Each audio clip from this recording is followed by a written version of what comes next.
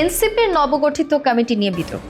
কমিটিতে জায়গা পাওয়া মুনতাসির মামুনের নামে অভিযোগ সমকামী সম্প্রদায় কিউ এর সাথে জড়িত তিনি জানিয়ে সামাজিক যোগাযোগ মাধ্যমে রীতিমতো তোলপাড় চলছে।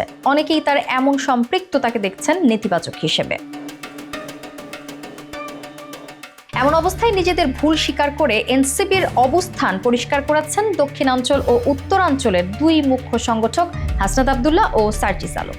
দুজনই একই সাথে সামাজিক যোগাযোগ মাধ্যমে স্ট্যাটাসের নিজেদের ভুল স্বীকার করেছেন, জানিয়েছেন দলের অনিচ্ছাকৃত ভুল ছিল এটি, এমনকি ইঙ্গিত দিয়েছেন ভুল সংশোধনের। স্ট্যাটাসে হাসনাত ও সার্জিস লিখেছেন, রাজনীতির আগেও আমার পরিচয় আমি একজন মুসলমান। আমি আমার এই পরিচয় ধারণ করি, সবসময় করেই যাব।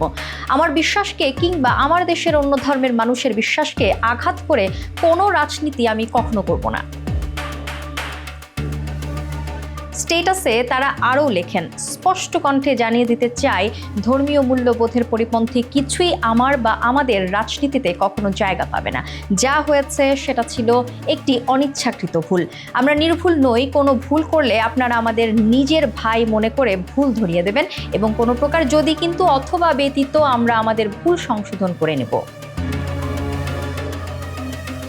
তাদের এমন বার্তার পর অনেকেই মনে করছেন যে কোনো সময় বহিষ্কার হতে পারেন বিতর্কিত মুনতাসির মামুন।